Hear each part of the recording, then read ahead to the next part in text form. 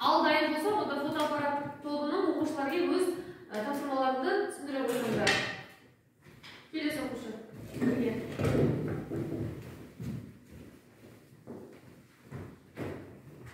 Бұл бізде көздің бөліктері. Бұл көздің естегі, қарашы, көздің орамасы, соқырдық, шыны тәріздесіне, құбырбалы қабақ, көздің мөлдір, шығанасы, іскерлер мембрасы бұл. Жақсы, дұрыс. Жауап толық. Келесі көзілдірік командасы. Толық. Ал, Назыммен бірге. Марғұлан, келе ғой.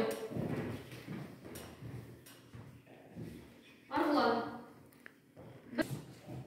Бұл көздің ішкі құрылысы, 13 бөліктен тұрады. Біріншісі қабық белдеушелері, екінші көз бұршағы, үшінші қасан қабық, төртінші алдыңғы камера, бесінші қарашық, жетінші нұрлы қабық, сегізінші қасан қабық,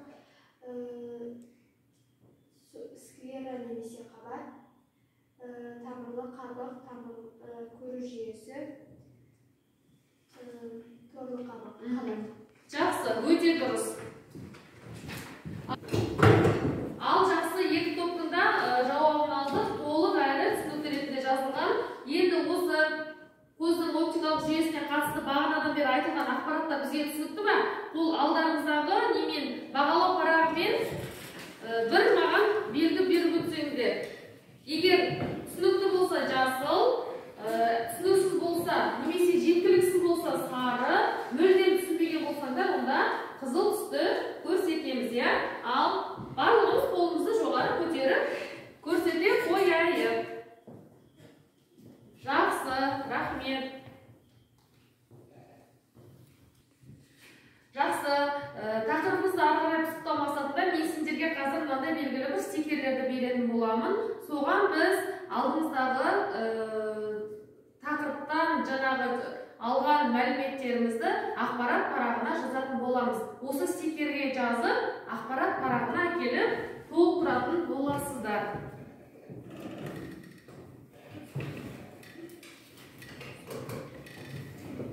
Осы көзге байланысты бағанадан бері не түсіндік, қандай қабаттарын білдік, көздің қандай түрлері бар екен, жақыннан көргіштік, алыстан көргіштік және сау көзге байланысты не білеміз?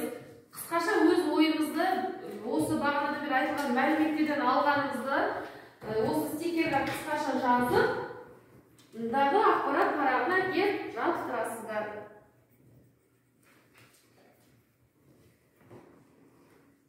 Көзге байланысты қосымша алған бағанадан бергі мәліметтерімізді, иә? Мұнда ақпарат парағына келіп жабыстыра берулеріңізде болады. Мен жазып болды.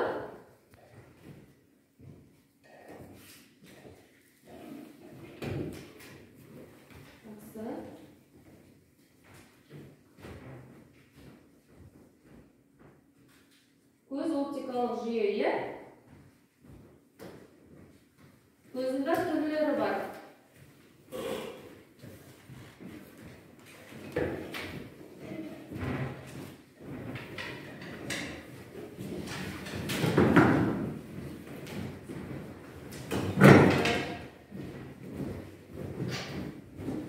Көздің жалпы ішкі бөлігі 13 бөліктен тұрады екен.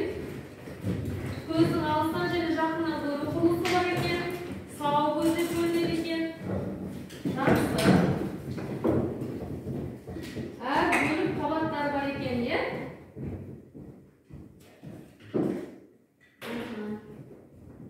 Жақсы, рахмет.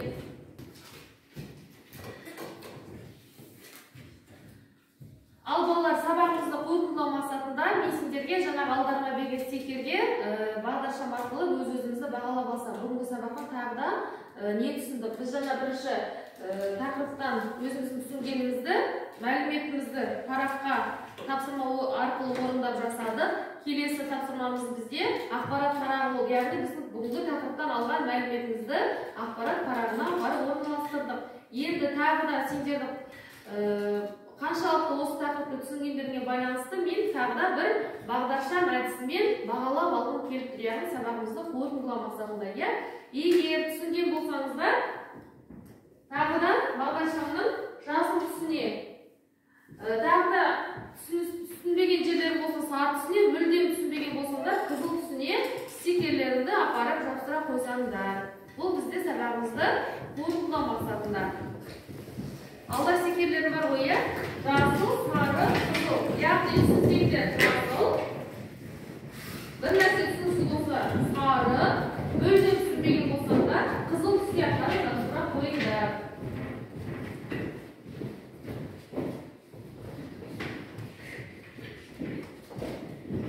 Жақсы. Әлде біраз мәліметті қажет ететін бір оқушымыз бар екен. Сонымен, балалар, бүгінгі сабағымыздың соңына да келіп қалған сияқтымыз мессенджерге үй жұмысын беріп келіп отыр. Үйде қосымша мәлімет ретінде тағы да осы көзге байланысты қандай менен де басқа да қызықты мәліметтер алғылары келсе, сол жайында осы сиқырлы сандықта жатқан үй жұмысын орындап келесіңдер. Бір-бір қағаздан алыңдар. Бұнда бізде сиқырлы сандығымызда үй жұмысымыз жатыр.